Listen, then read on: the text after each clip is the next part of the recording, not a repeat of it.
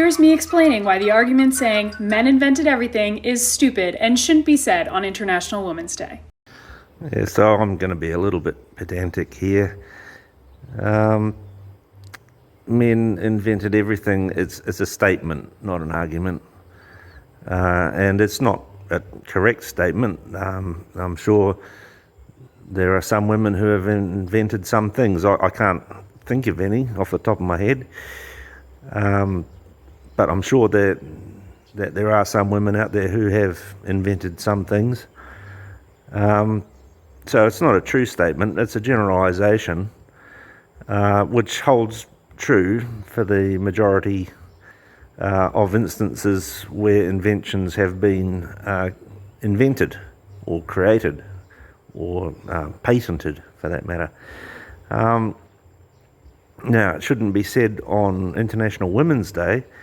Well, that's speech control. It's an attempt to control speech, which is thought control, since speech is the expression of thought, and thought control needs to be opposed wherever it raises its ugly head. In Western democracies, we need to stamp out the urge from certain political directions to control speech. That's vital. It's vital to a functioning democracy. So, it's not a good start from this young woman. Men invented that phone you're on, that house you're living in, the app you're using. Did you watch the video, or men invented everything? Okay. Why? What? Tell me why men have invented most things. Yep, so that is actually a really interesting question. Why is it that men have invented the vast majority of everything that we know in our lives? Why haven't women done it? I'm talking the whole history of humankind, like way back in the caveman days, go back to the Neanderthal, the original cavemen, who made stone tools. Why is it that men have been the inventors and not women? I see it as part of male nature to seek solutions to problems. I think that's if I look across the range of friends I have, I've got young men, for instance, restoring old cars and whatnot. They'll actually build or fabricate engine parts and whatnot because, one, they want to save money, and two, they've got the skills to do it, and sometimes they're not able to actually get the parts that they want.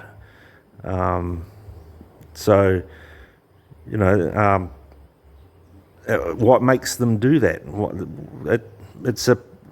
They're finding solutions to problems, and men. It's part of male nature, I think, to do that. Whereas for women, they'll see the problem, but then they're not really all that interested in finding a solution. They'd rather ignore the problem or talk about the problem, talk about how they feel towards the problem, discuss whether or not there is actually a problem with their friends and whatnot. So that's female nature. It doesn't really get them anywhere. Whereas men, we want to solve problems. It's what we do. Because women are stupid. Okay. Is it that, or is it the fact that we've been oppressed for centuries? Weren't allowed to go to college until the 60s, get an education? Yeah, so this is why feminism and women's studies and whatnot needs to be dropped from the campuses around the world. Because this woman, I think, believes what she's just said, that women weren't allowed to go to university until the 60s. Now, see, men invented the internet, right? And soon after that, we invented search engines. And so we've got this remarkable tool here where we can ask questions and get answers. And here's a question that I asked. First woman to graduate university. And lo and behold, the first answers that I get back, here's historic firsts in women's education in the United States. Now, I don't know when the first universities were built in the US, but 1840, Catherine Brewer becomes the first woman to earn a bachelor's degree.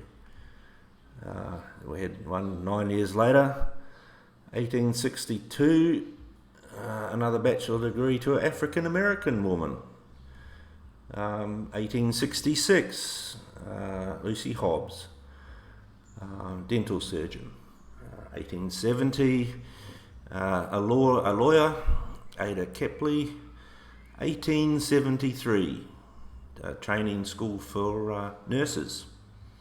And 1877, PhD is from Boston University. So women weren't allowed to go to college until the 1960s, is what the feminists have been taught, that women have been oppressed for centuries. And here we are, centuries ago, women who are able to earn degrees at university are welcome to go to university, and they earn their degrees. That's called a meritocracy, you see. And here's a hidden treasure. So I can't, Eleanor, the rest of it I can't really pronounce. First woman to graduate in the world, and it was in 1646 that she graduated. So that's centuries before America, the American graduates. So this woman has been taught that prior to the 1960s, thanks to feminism, or after the 1960s, thanks to feminism, women were allowed to go to university. And here, on a male invention, that is a fantastic tool that she could utilize herself to find out what the truth is. She's not interested in the solutions or finding solutions, is she? She just wants to have this doctrine, all the answers given to her, and she's going to lap it up without even thinking about it. This is why feminism needs to be put down and left alone. We'll let the women have it. MGTOW, we don't need it. Well, that's still severely underrepresented in STEM majors where all the inventions are from. Yeah, women still underrepresented in STEM.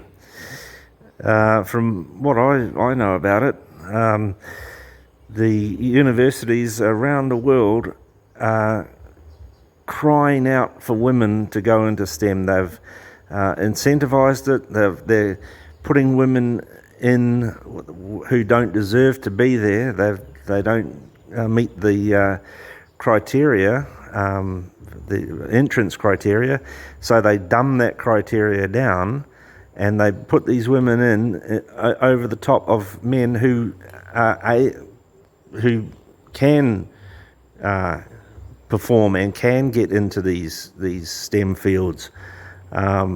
And they're being denied the place because they've got to let the women get in so they can fill quotas.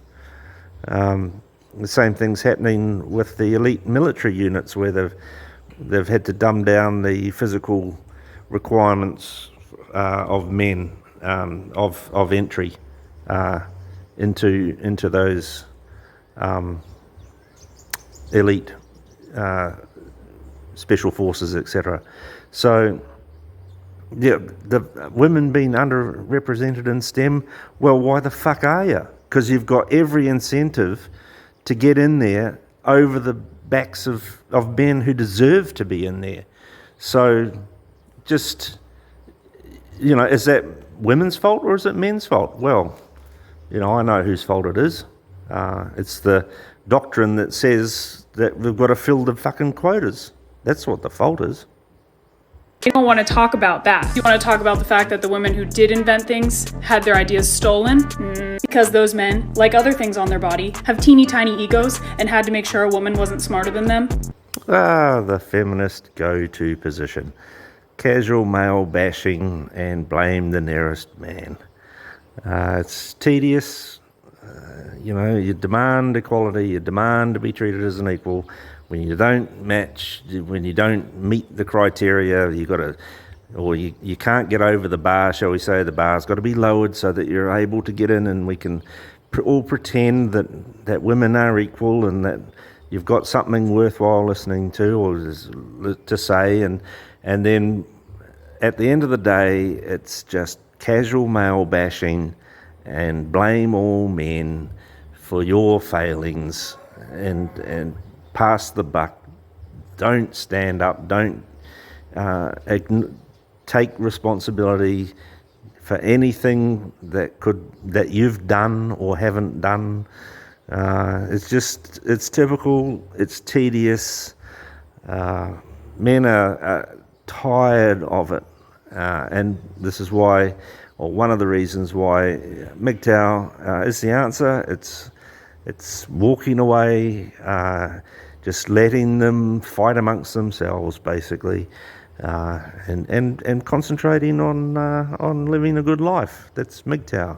That's what men need to do, to just drop the insanity of it, and for your own health, for your own physical health, for your own mental health.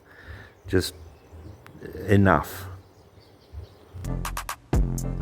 Women are stupid. Ooh, breaking the fourth wall. Please don't attack the person that commented that. It's a child. One thing to say to you though.